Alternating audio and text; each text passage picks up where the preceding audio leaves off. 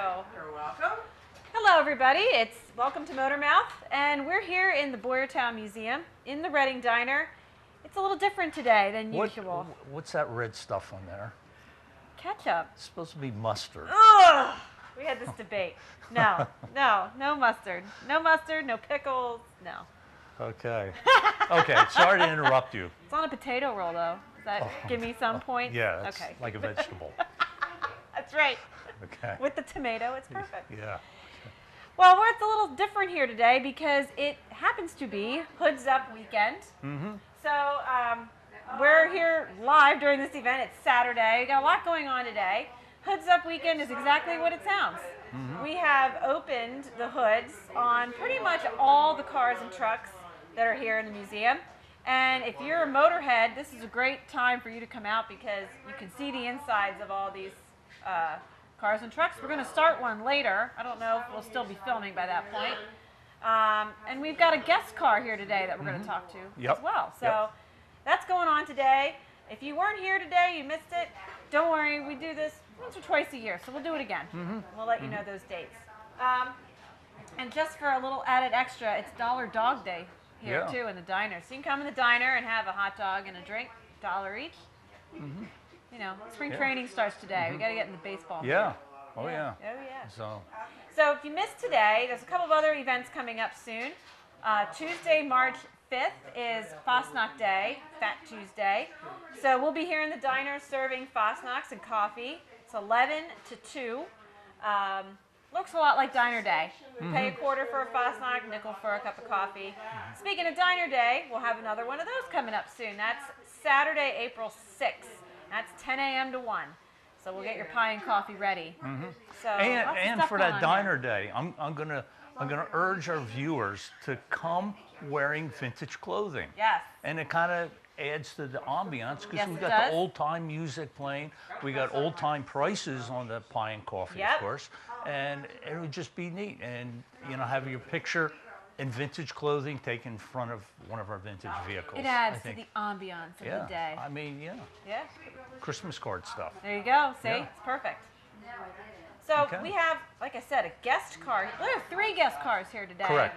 2 of them our viewers may recognize because they are former guests. And then the third is our guest for today. So it's like a Motormouth alumni day here too. Motormouth alumni. Okay. So Matt Murray's here with his Pagoda City Coupe, which was a vintage hot rod, I guess you could call it, if you remember him. And Terry Zerby's here with his 55 Chevy Del Rey. Beautiful car. And we'll meet our other guest a little later. But first, you've got something. First, I got something. I got something too. I'm going to eat while you talk.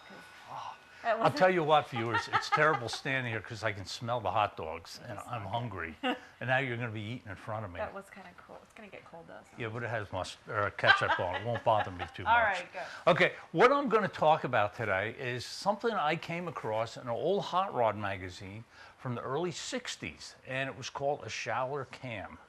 Schaller. Ever hear of a Schaller Cam? No. No. Okay. Sounds like a good German name, though. Good German name. Okay, a little bit of history about the guy who came up with it before we get into what the camshaft was and what it did and all that stuff. But it's a guy named Bus Schaller. Is that a great nickname? Bus, like, you know, the... Is he a big guy, I wonder? No, but his name actually was Harold Schaller, okay? He was out of California, and he started out, he was a motorcycle guy, and like prior to World War II and right after World War II, he set a lot of speed records with, like on the Bonneville Salt Flats and some of the other salt flats out there. So that was pretty neat. Yeah. And so he had quite a name for him. Now, like a lot of people who race and are mechanics and such, they start making their own stuff. And he developed a cam for Harley Davidson motorcycles that he started in, let's see, when was that? 1941. Started regrinding motorcycle cams for his own motorcycles. One of the things he came up with, and he actually has a patent on it, which I am not going to be looking at. I'm not going to be reading it, okay?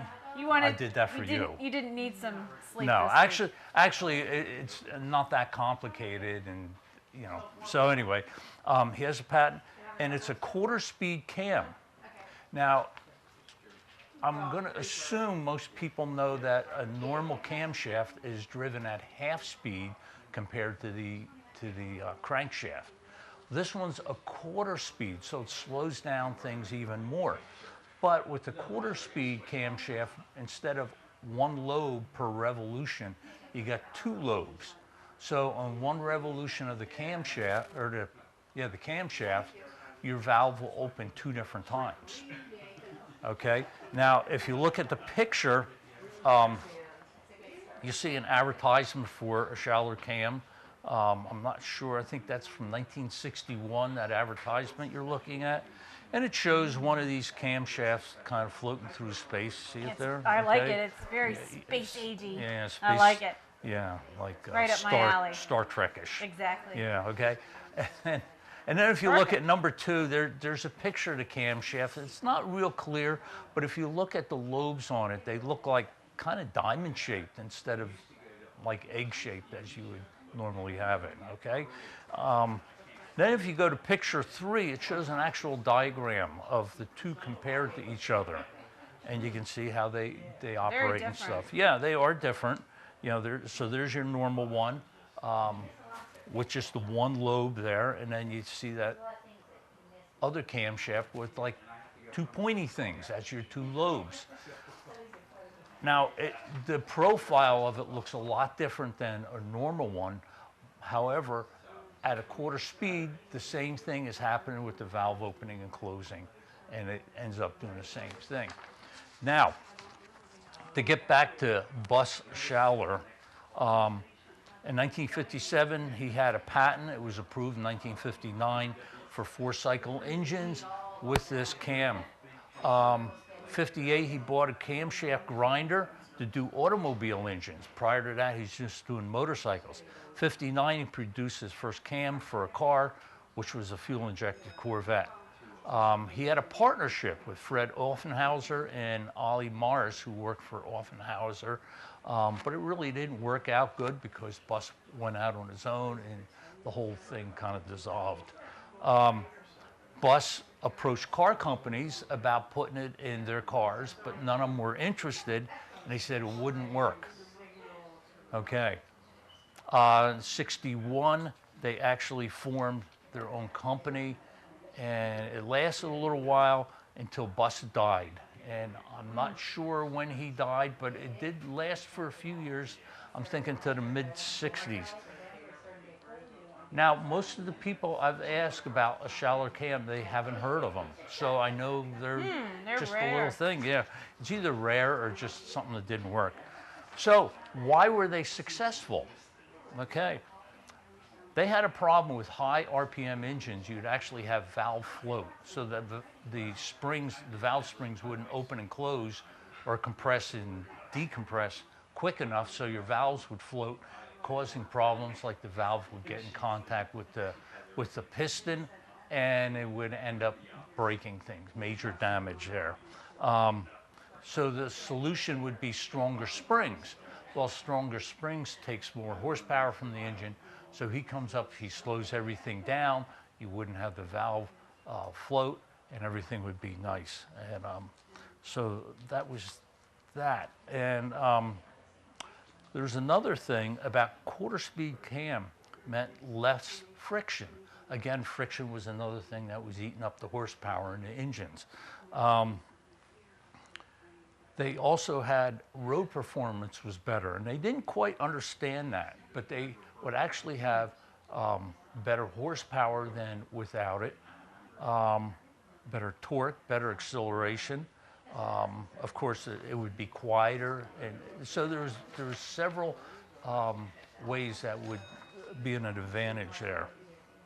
It was also a proven winner on a drag strip, and nobody really knew why. They asked Bus, why is it better? And he didn't really know why it would be better performance. But then they kind of analyzed it. I read some things online about this, and because of the slower speed, there was a precise following of that of the cam with the lifters and such, and the whole valve train was more precise, so it gave you better performance that way. There were some things that were against it. I got these were opinions that I found online, and it said it took too long to grind them, so the production time would be slower with that. So it was not really worth the increase in power. And then there was other things. The bearing journal size would have to be increased. And somebody said it was an idea that just never caught on. But I kind of think it was because of Bus Schaller's death. You know, if he was still around, or if or him and his son still continue with it, maybe it would have been better. I don't know. Yeah. How many times have we seen that with cars Yeah. and stuff? The guy dies in any business. But I'm going to go to the 1963 Indianapolis 500. Mickey Thompson had cars. In 62, he had a couple cars, a Buick engine. In 63, comes back with a Chevy engine and a car. Before any of you watching kind of wonder about this car, it was not the same kind of car that raced the next year, or the same car that raced the next year that caused the death of Eddie McDonald in a Mickey Thompson car. So I just wanted to kind of put that out there. Anyway, you can see the next picture there will show that car that raced at Indianapolis, and the driver was a gentleman called Al Miller, and they actually qualified 31st. Now, if you know Indy, only 33 cars qualify, so it wasn't the greatest. Squeaked by. But he finished in 9th. Okay, so that was pretty good. Mickey Thompson also had another car that was very, very aerodynamic that started pretty far up in the field, but it broke, and that was a whole other thing. Anyway, this car was called the Harvey Aluminum Special, had titanium tube framework, had an aluminum engine. The whole car weighed a little over 1,000 pounds, 1,150 pounds. Qualified 149 miles an hour. In 9th place, had suspension problems, but it still finished. The engine was a 255 cubic inch V8 based on a Chevy engine. It was on the rear engine, or excuse me, it was on the rear of the car. Had aluminum block and everything. I mean, the sponsor was Harvey Aluminum, so there was a lot of aluminum in there to make it lightweight. And they had another cam in the engine, and they kept fooling around. They couldn't get it up to speed, and in last-ditch effort, they put one of these Schaller cams in, and it worked. They qualified, did fairly good in the race. So why it went any further, it didn't go for the next year, I don't know. I have a feeling maybe soon after that was when Bus Schaller passed away. Yeah. So during this time, they had kits. Like in 63, from Schaller cams, you could get a kit for Chevy engines, and they were working. They had under development Ford, Pontiac, Chrysler, Dodge. So they were going all out here. There's a complete kit, which meant the cam, the lifters, the gears. It was gear driven. Front cover plate, springs, a distributor, and other items. So it's just one of those things. I came across this in a hot rod magazine of new products, just a little tiny picture and one paragraph. And I think, boy, I never heard of that. Got me investigating. That's what I found. Huh. Now we got to find one. I've looked. I've Yeah? looked. I've gone online, and all you see is a couple brochures for sale of motorcycle parts from Schaller, but that's it. Got to put Matt Murray on the hunt. Maybe he has one in his car out you here. should go check as you Yeah. walk by. I think I've already asked him though. So. Very Okay. cool. All right. All right, well, we're going to talk more a little about racing. A little Yeah. different, I Yeah. guess. But so we're going to head out there and check out one of the cars that's visiting us for the weekend. Okay. We'll see you out there. Yep.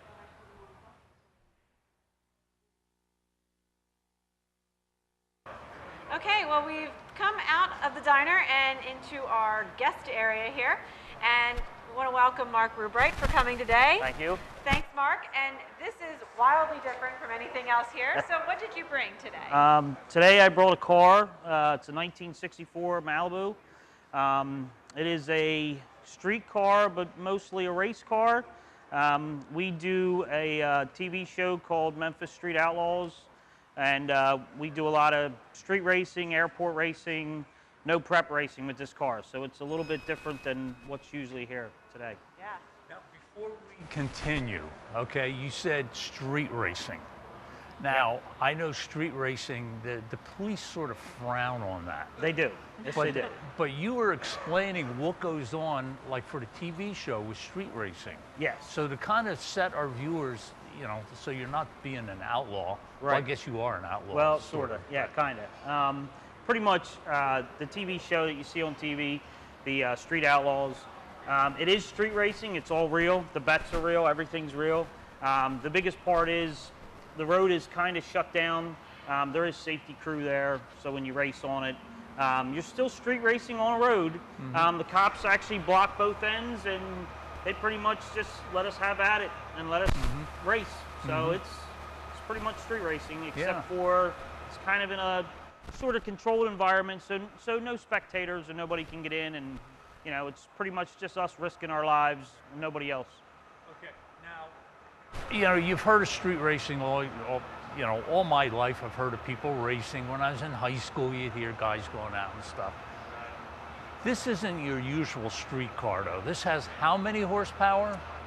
This car makes 1,030 on motor, and with this setup right now, makes around 1,600 with nitrous. So it has 2 stages of nitrous on it. So this is not your average 13 or 12 second car. No, this is quite powerful. So. Yeah. Wow. Yep. Yeah. Yep. It's a lot of fun. I mean, the cars from the 60s and 70s, from when, like you're talking about, the street racing aspect back in high school and all that. Yep.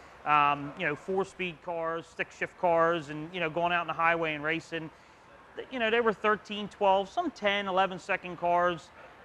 It has grown so big now that the cars are so much faster. I mean, these are low 7-second cars. You know, they go 150, 160 mile an hour in the 8th mile. So they are, they're pretty fast. Yeah, it's a pretty crazy deal that's going on right now. So this is basically a full-blown race car. This is pretty much full-blown race car. It is a tube chassis car. It's a big tire car. It has all the safety equipment. One tire all the way across. Yeah. It almost looks like a Flintstone mobile, sort of, right? It almost looks that way. Yeah, it almost looks that way. But yes, it is a complete tube chassis. It has all the safety equipment to go the speeds it goes. I mean, we are pretty strict on having safety equipment in the car. I'm not looking to get hurt. Right. But as far as that goes, it has street legal equipment. It's tagged, it's insured, it's got headlights, turn signals, it's even got a horn. But to be honest, it's an all-out race car. Now, yeah, I saw the license plate on the back. Right.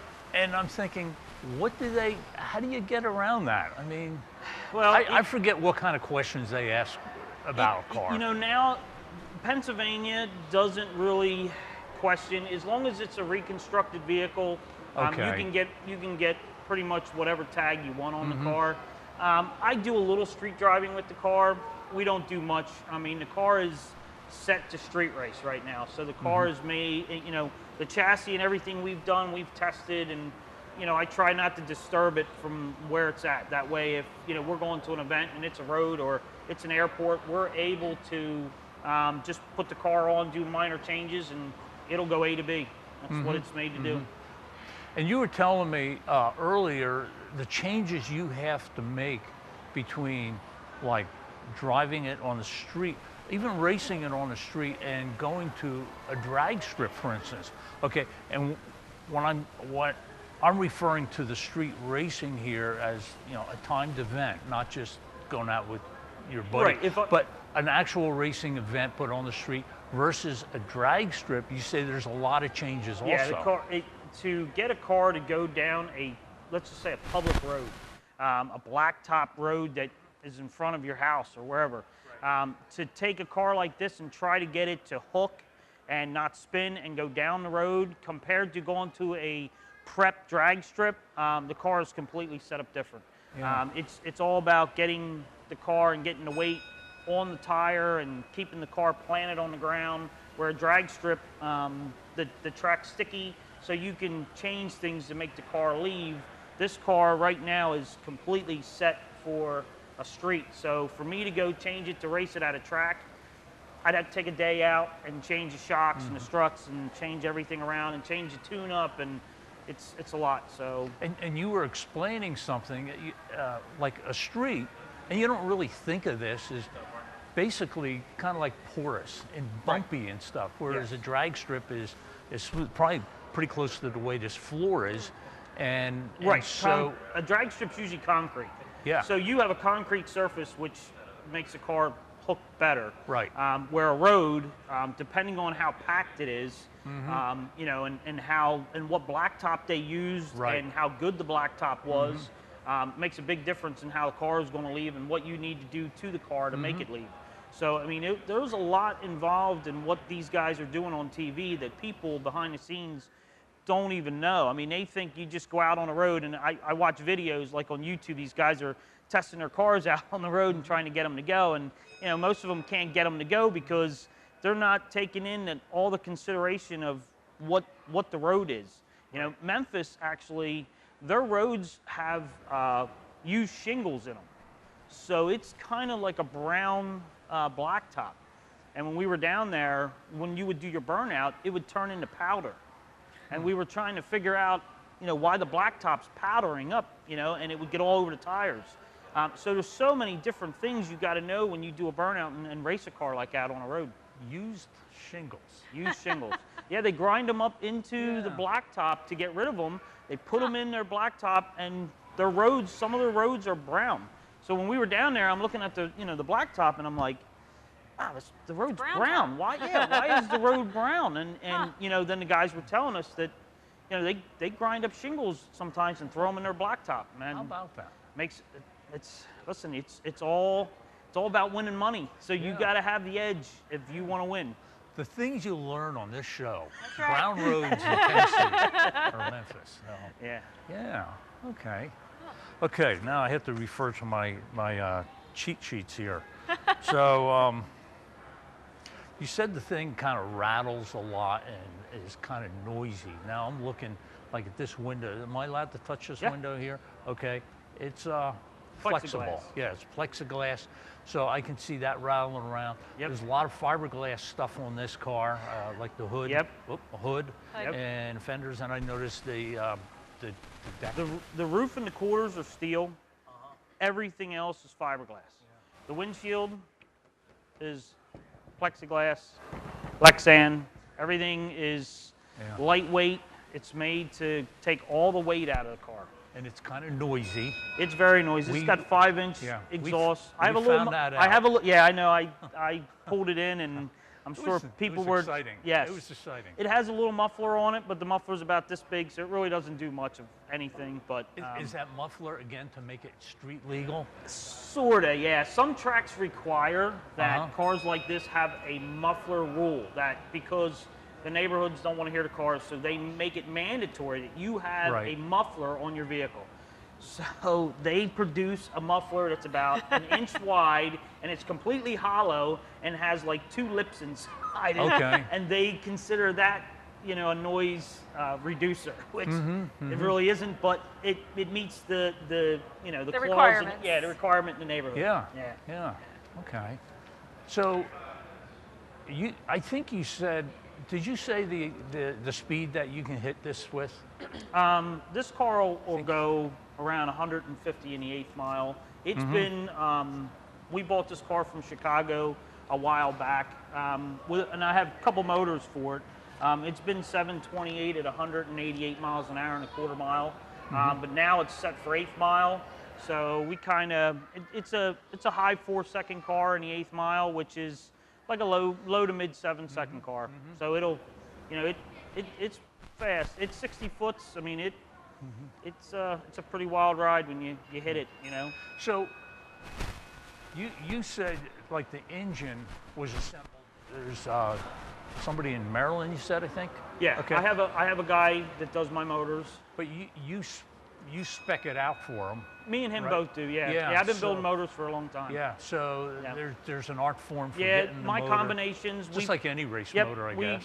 we pick our own combinations. We Yeah. decide what we want to do. I'm a nitrous guy. Some guys are turbo guys. Some guys like superchargers. I happen to have always been a nitrous guy, and this is a nitrous engine. We have another motor, a 632, that we're getting done right now to put in it for the next season, which is getting ready to start a couple months. So, and that motor makes a lot more power. That's probably up around 1,800 horsepower. So we're going to try to use that on the road to see how that works. You gotta upgrade every month. These guys get faster and faster. It doesn't Right. stop. Right. You know? Just like any other Just race. like Any any other technology. sport, it just Yeah. when you think you have the newest, greatest thing, you get it. By the time you turn around, there's a picture of somebody having something better. It's kind of crazy. Yeah.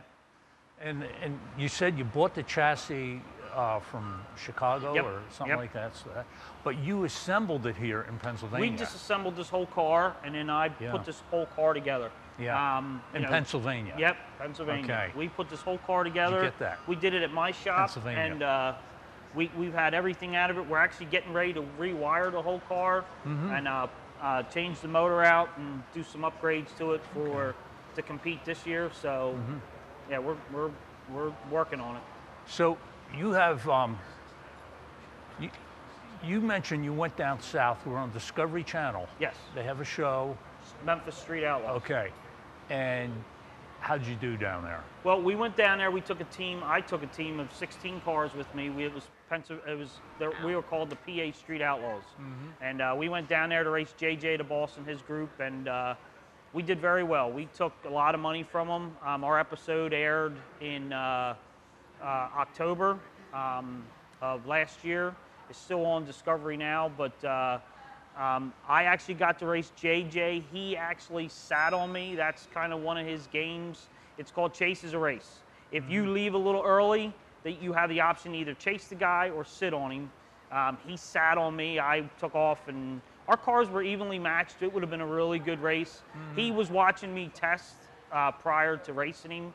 So, and they were down a lot of money. The whole issue with our race with them was we were up like 22 grand, and then they came back and won 10 of it back. So they were just trying to recoup some money that we took from them. So we actually, our whole team, the PA Street Outlaws, they did very well. Okay. Yep.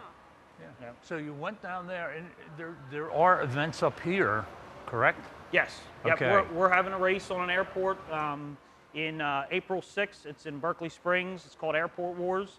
We're going to be running that race. We have Berkeley Springs, West Virginia. yes, Berkeley Springs, West Virginia. So mom and dad, you can head over there. Yeah. Listen, it's going to be a good time. Yeah. I've been down there. We raced JJ there in August of last year.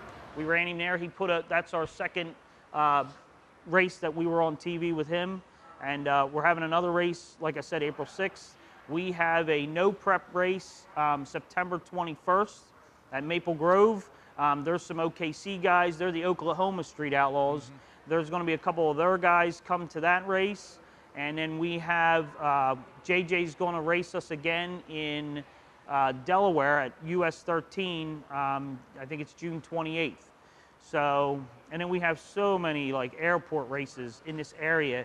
It's just exploded in the last year. There are so many guys racing on airports and doing these cash day races, and it's just taken off. It's crazy. I wasn't even aware of this. I might have been slightly aware, and I saw you down to Motorsports Yes. in Oak Yep. and talking, and you were telling me about all this stuff, and you had, Yeah. I think, 5 cars there, and it's like, wow, this is interesting, a whole Yeah. other Yeah.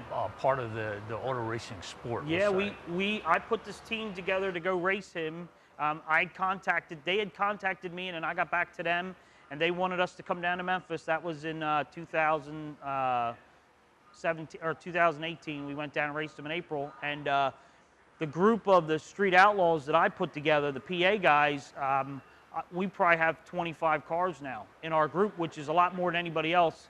And we actually divide our group up now. Some of them this year are going to go to North Carolina to race. Some are going to go out west. We're supposed to go to Louisiana to race people. So we're, you know, I'm going to do as much as I can financially. It costs a lot of money. I mean, these guys, people don't realize when you see these guys on TV, I mean, just to get there, it costs a couple $1,000s just to go and to do it. So it's taken off pretty well. And you have your own business too. I mean, yeah, I've had my own business for about 20 years. I've been building cars in this area for 15 to 20 years, and then I opened another shop called Pottstown Street Cars Incorporated with another partner of mine. He also does street racing, and we build and tune cars and test. And our shop's right in Stowe, right in Pottstown, right on High and Berks. Okay. All right. So there you go. What's the name of the business again? Pottstown Street Cars Incorporated. Okay. And that was one of them, and then you had another one. Yeah, my personal business is the one I don't have partner with is Rubright Racing. Okay, there you go. Yeah. Hopefully this bring thousands of customers in. It would be great. I mean, anybody wants to get their hot rod tuned up, you know, I'm old-fashioned, so I know carburetors and all that stuff. Cool. What's a carburetor? Yeah. What's a carburetor? That's what we hear now. That's right. What's a carburetor? Okay. You can read a patent on it and you can find out all about it. Yeah. I've got enough of them here. Yeah. That's great. So, okay. Very cool. So, Yeah, this is a neat car. If you can go see it run, do that because it sounds really neat, actually. I was in the parking lot over there when he was pulling in, and I could hear it. It was cool. I'm sure the neighbors loved It it was too. cool. yeah. And then he needed to wake up in the morning. But thanks, Mark. This Thank is you. really Thank you neat. for having me. I appreciate it. It's Okay. been a fun time. Very nice place. Thank you. Thanks.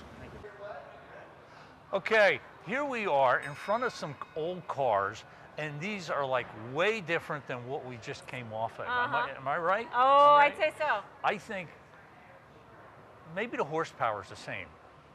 No? Not even that. Small, tiny fraction. So, okay. So anyway, I think this part of the show is like the favorite of mine. Oh, yeah? And I'll tell you why. Why? Because you're going to be talking about where have you been lately? I went to get ice this morning. Really? We actually said that before we started. Yeah, okay. Yeah, but it was a while ago now. That was pretty fun. So Yeah, was there a historical backing to that? No, none whatsoever. No? But I have something else that might fit the bill. Okay. If that's all right. Do you remember, before you go in, I remember this, you could buy plastic ice cubes that had like a little fly in it, and you put them in your drink. There's a fly in my drink. Okay, anyway, sorry. All right, now I got Go ahead, yeah. Time to get serious. Dan's birthday gift this year. I gotta find You some. know, swell. A fly in a plastic ice cube. Yeah, well, you know, in December, actually, I was at somewhere I had been before, but I only just learned the history of the building this most recent time, and it was interesting.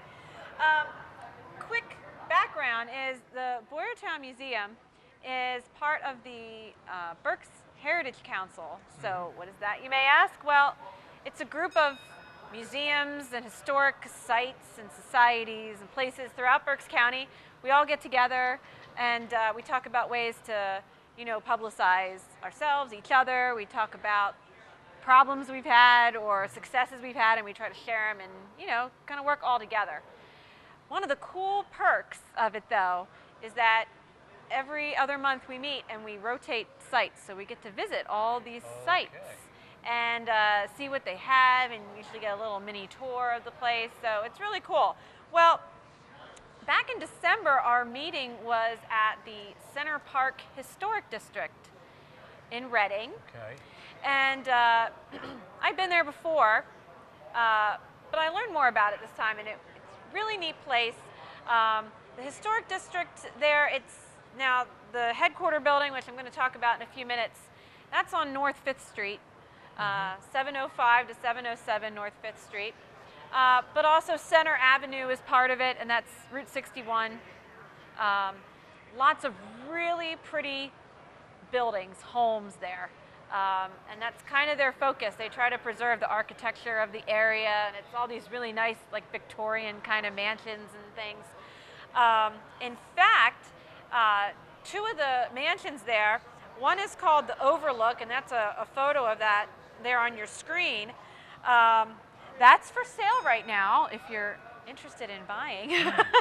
And then the next one I have here, that's the Sterling. These are both kind of like bed and breakfast, B&B, guest hotel type places. So if you have about $2.2 million in your bank account, you can go out and buy both of these buildings. Oh, Isn't that nice? Yeah, that's a little beyond my They're budget. beautiful, though. I've been inside the Sterling. It's really pretty. I mentioned those two in particular. Conveniently, they're both on sale right now. But they're also, they were built for Mr. Sterling, or Sternberg. Oh. Like this guy right here, The the S in SGV. Oh. He was an Iron Baron back in Reading. That was his thing. He was one of the backers for the SGV company. We've got two SGVs here. That one back there, the green and cream, is the one with the push-button transmission that we talked about one month on the show. Yep. He also was a financial backer of Charles Duryea when he was in Reading. So we've got some Duryea cars. So there's one name. But also, the building itself, which is what I'm going to talk about, their headquarter building there at Center Park on North 5th Street. There's a photo of it. This is a really cool building. First of all, inside, now they have their offices and they have their meetings in there, but they also have what they call the Artifacts Bank, which is super cool. You have to go check it out sometime. So they have old architectural items in the back for sale. They've got lights. Okay. They've got old doors, old windows, doorknobs, radiators. Really cool stuff. If you're redoing like an old house, good place to go if you need something. If you're ripping out old stuff, think about them. They, maybe you could donate it to them and they could sell it and help with the historic district. Or if a certain museum would want to make a period correct backdrop for one of their vehicles. Would be a great place to visit. Yep. Everything's Well, marked not and visit, tagged. Not just visit. Yeah, take the truck with us. Yeah. Everything's marked and tagged with, it's like kind of like a flea market, but for building stuff. It's really neat. Now I've been to another place like that. Actually up in Scranton. There's one. Yes. And it's a big building, and it used to be the factory for Macar trucks. But I think it's the same type of thing. It's like kind of like a museum, but it's just piles of stuff. It is. And it's just like, wow. It's just cool. Neat, yeah. It's a cool place to go. You really should visit. If you don't go in the Artifacts Bank, at least drive around and look at all the cool houses. But this building, which we'll go back to a shot of that. So this is the headquarter building. And, well, this building, I'd been in it before, but I didn't really know what it was and originally. I'm always interested in what buildings were originally, these older things, like what they used to do in them.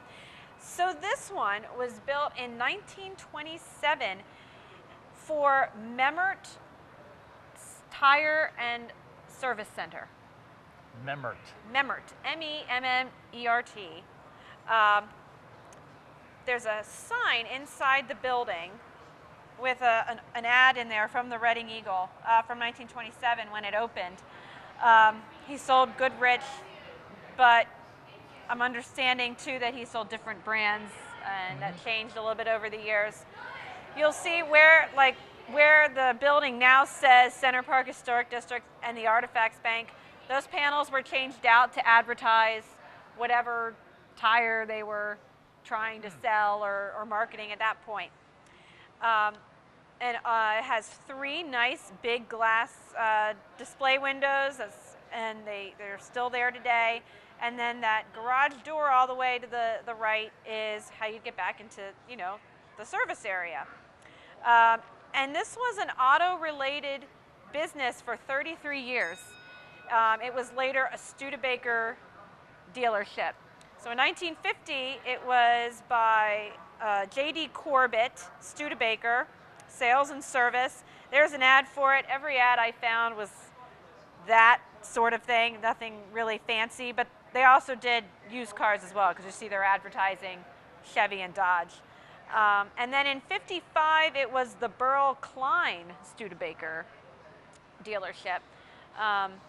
Couldn't find an ad for that, although he apparently beforehand was in Womelsdorf. I found ads for Mr. Klein in Womelsdorf for Studebaker and Plymouth, but he must have moved to Reading then at some point.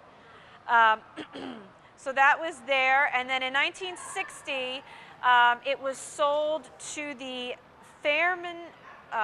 Fairmore Music Company, and they sold jukeboxes and cigarette vending machines, which is kind of cool. Wow. Isn't that neat?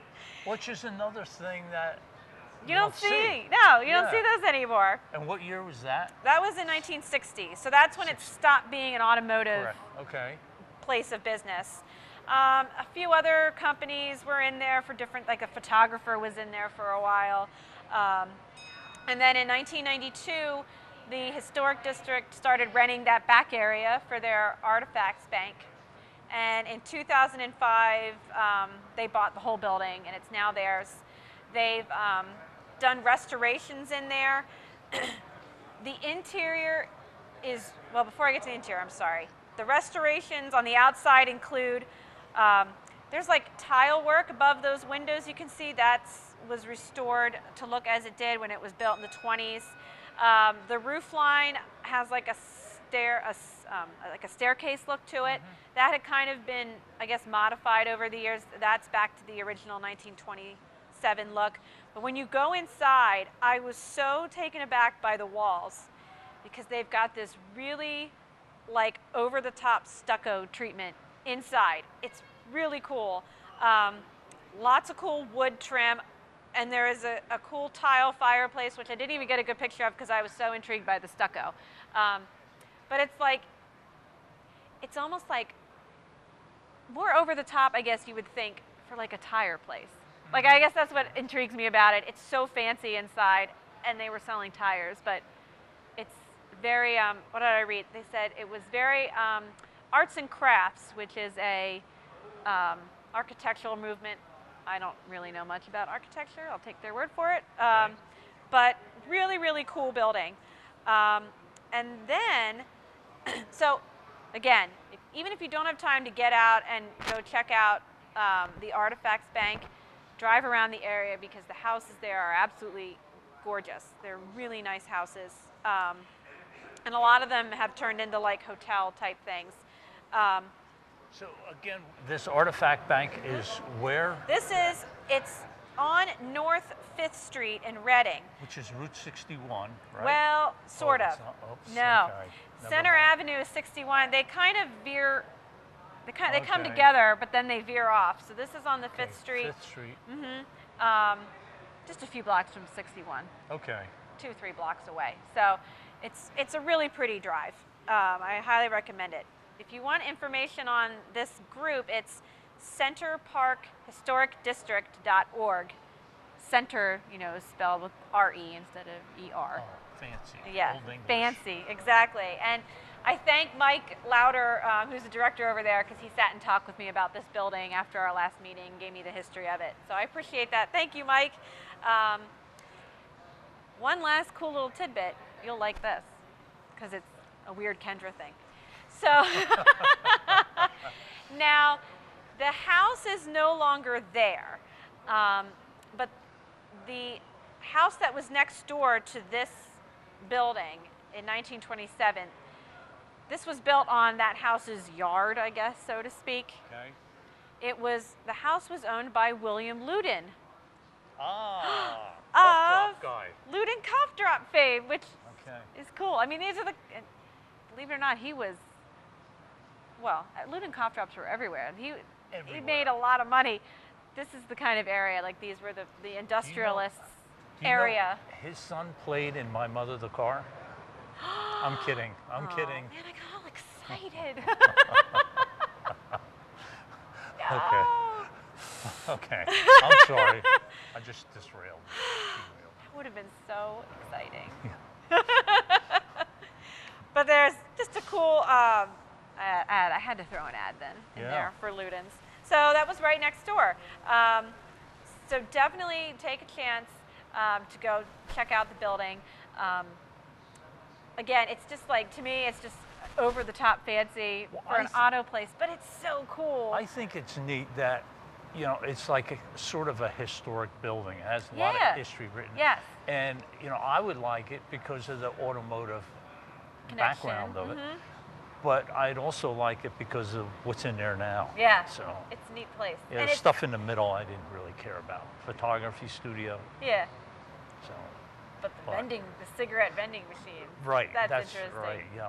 Well, and it's neat too because, I mean, that neighborhood has so many of these Victorian mansions and their houses, and now here's a business, not quite as old, but it has been saved, really, and That we sounds can like look the at it. type of neighborhood I like seeing, where you just park the car and Yep. you just walk down the sidewalk, and Yep. then you walk back, and it just, you get to see so much. It's one thing driving down, Yeah. but if you're walking, you can kind of absorb the environment. Take your better, time and yeah. just, You can imagine probably too, because if you're walking on the sidewalk and there's the house and the property, you know, you can imagine what it was like back in 1930 or whatever. Yeah.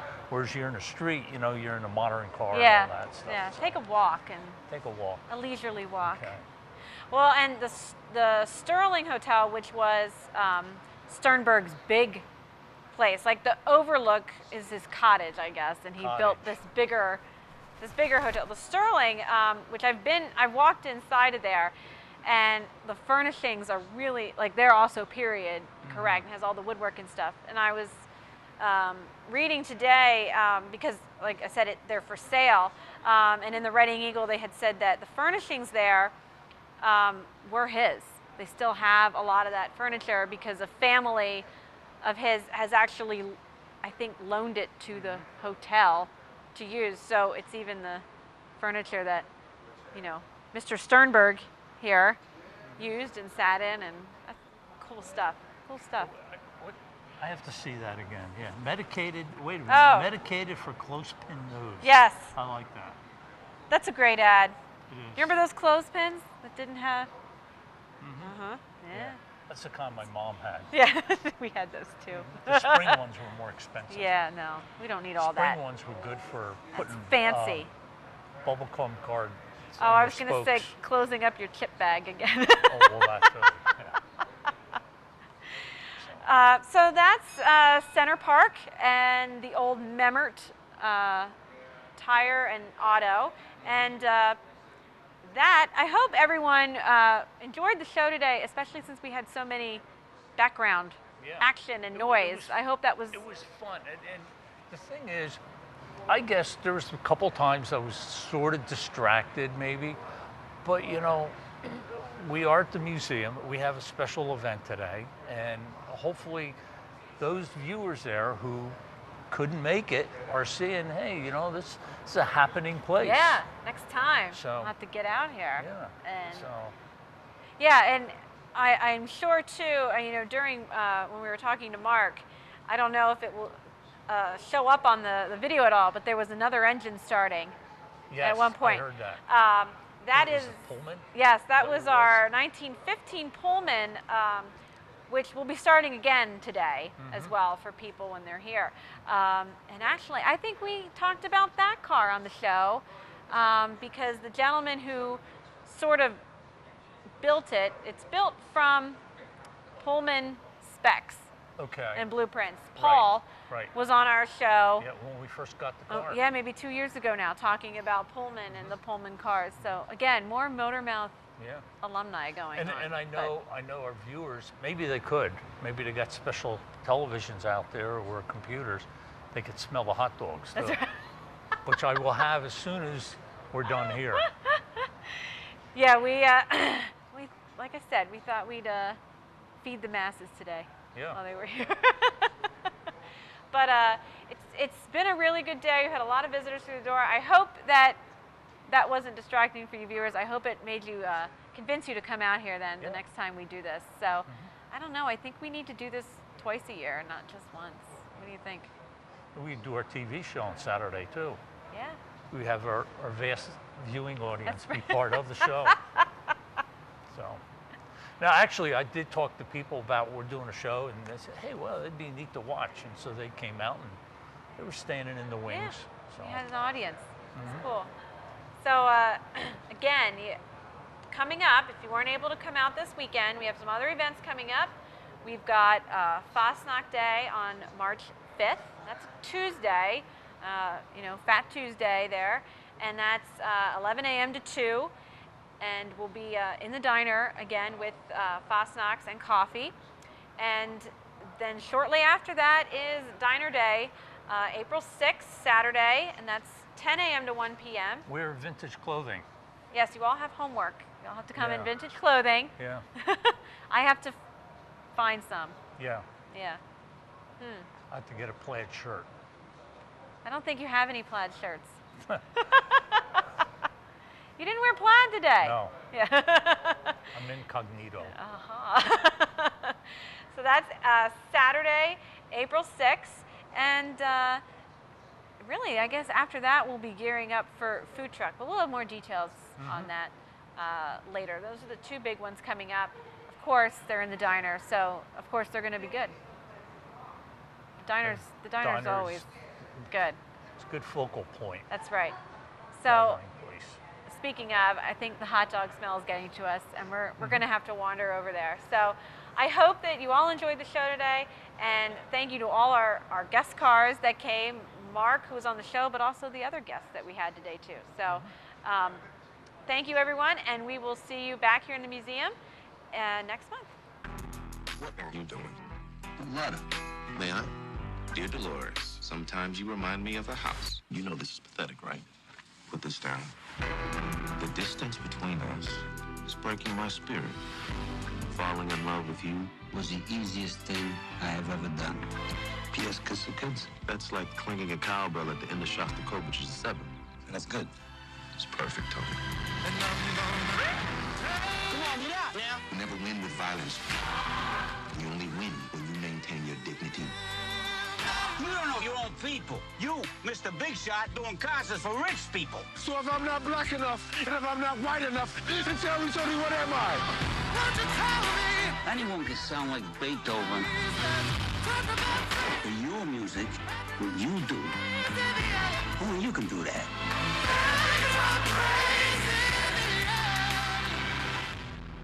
What do we do about the bones? We do this.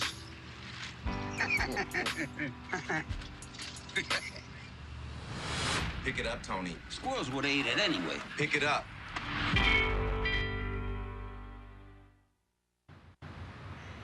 So, Dan, like I said in the diner, did you know that we're on the cutting edge here at the Boyertown Museum? No. Well, I don't know. So, back in May of 2016, we did a segment on the show here about the Green Book. Ooh, yes. Yes. Okay. So if you need a little reminder, first of all, you could go to the PCTV Network's website and look up Bay 26 show and watch it. It's close to the beginning of the program. But quick recap. This was like an offshoot, I guess, of the Automobile Blue Book, which was a turn-by-turn directional book, and it had many different routes. You know, you'd buy a book for a certain region of the United States, and the books also included ads for different hotels or restaurants or garages along the way that you could use, you know, things that you would need if you're traveling. Well, the Green Book was published by an African-American man. His name was Victor Green, and this book was essentially doing the same thing, but it was specifically for African Americans. So this is the time of Jim Crow, segregation. So there were businesses that maybe would have advertised in the Blue Book that would not allow black customers in their doors. So the Green Book told them which businesses would allow them to patronize it, you know, which restaurants they were welcomed at, things like that, which towns to avoid, things like that. Well, it was brought to my attention by the good folks at Pottstown Community Television that there is a major motion picture coming out this fall called Green Book. Wow. Yeah, and it's like getting like good buzz. Like sounds like it's going to be like a major deal. It's based on a true story about a black musician who hires a New York bouncer to be his chauffeur slash bodyguard during a concert tour he's taking of the South. So the musician his name was Don Shirley. He was a jazz pianist, and I don't even know if jazz is the right way to explain him. He really, I was reading about him, he was a prodigy. He was born in Jamaica. He played his first concert at age 3. And I listened to some of his music on YouTube because I was curious. I had read that it was difficult to categorize, and I listened to it, and I agree with that. You can tell he's obviously very smart, but the music's like really out there. He had a top 40 single called Waterboy. You should definitely go YouTube that, and you'll find it. You can listen to it. It does not sound like anything that came out of 1962. It's very different. That's when it would be is 62. That, yeah. Ish. Well, his tour was in 1962, and that's when he was most popular. So about that time is when he came out with that song. You'll see it sounds like unlike anything you would think of as a pop song from that era. So go check him out. He's very interesting. But the movie's like getting like Oscar buzz. It opens in November.